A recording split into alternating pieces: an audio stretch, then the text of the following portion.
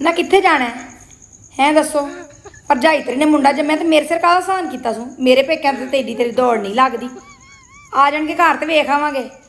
काका होया हस्पताल सानू अग लगी है। चलो जी चलो, मैं ना करके मरना है। मूँह सीधा ही रखांगी कि मैनू कहना मूँह डिंगा करने की जरूरत है। मैनू एडा साड़ नहीं पिया। हर एक मेरे अपने पुत्र हीरे वर्गे, मैनू किसी के पुत्र वेख के काहदा साड़ पैना। किड्डा तू बुढ़ी नूं हर पासे नीवियां करी रखी। अस्सलाम वालेकुम। हाँ जी, ਤੁਹਾਡਾ ਢੋਲਕੀ ਦਾ ਮੈਨੂੰ ਸੁਨੇਹਾ ਮਿਲ ਗਿਆ ਸੀ, ਪਰ ਉਹ ਤੇ ਅਜੇ ਕੰਮ ਤੋਂ ਹੀ ਨਹੀਂ ਆਇਆ ਤੇ ਮੈਂ ਇਕੱਲੀ ਫਿਰ ਕਿਹਦੇ ਨਾਲ ਆਂਦੀ। ਚਲੋ ਕੋਈ ਨਹੀਂ, ਅੱਗੇ ਪ੍ਰੋਗਰਾਮ ਚੱਲਦੇ ਹੀ ਰਹਿਣੇ ਨੇ ਕਿ ਆ ਰੌਣਕ ਲੱਗੀ ਰਹਿਣੀ ਹੈ। ਤੁਹਾਨੂੰ ਪਤਾ ਸਾਡੇ ਤੇ ਭਰਾ ਦੇ ਬਾਲ ਨੇ, ਸਾਨੂੰ ਤਾਂ ਸੱਜੀ ਅੱਖ ਨਾਲੋਂ ਪਿਆਰੇ ਨੇ। ਅੱਜ ਹੁੰਦੇ ਵਾਸਤੇ ਰਹਿਣ ਤੇ ਵਾਵਾ ਢੋਲਕੀ ਤੇ ਰੌਣਕ ਅੱਜ ਲੱਗੀ ਹੈ। ਕੌਣ ਕੌਣ ਆਇਆ ਹੈ ਜੇ? ਅੱਛਾ, ਹੋਰ ਉਹ ਵੀ ਆਈ ਜੇ ਕੋਲੇ ਹੀ ਦਿਓ ਖਤਰਾ ਫੋਨ ਇਹਨੂੰ। ਫਿੱਟ ਘਟਾਈ ਤੇ ਬੇਸ਼ਰਮੇ ਹੈ ਨਾ, ਕਿਹੜੇ ਮੂੰਹ ਦੇ ਨਾਲ ਉੱਥੇ ਟੁਰ ਪਈ। ਮੈਨੂੰ ਤੇ ਤੂੰ ਆਨੀ ਸੈਂ ਕਿ ਇਹ ਕੀ ਇਹਨਾਂ ਦਾ ਤਰੀਕਾ ਹੋਇਆ ਕਿ ਸਾਰਿਆਂ ਦੇ ਘਰ ਘਰ ਜਾ ਕੇ ਸੱਦੇ ਦਿੱਤੇ ਨੇ ਤੇ ਸਾਨੂੰ ਫੋਨ ਤੇ ਸੱਦਾ ਦਿੰਦੇ ਨੇ ਫੁੱਫੀਆਂ ਨੂੰ।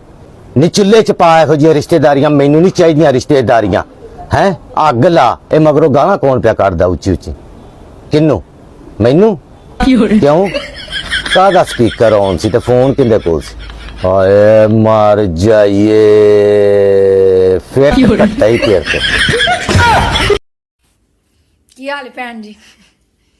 ਮੈਂ ਕਿਹਾ ਬੜੇ ਦਿਨ ਹੋ ਗਏ ਨਿਕਲੇ ਨਹੀਂ ਤੁਸੀਂ।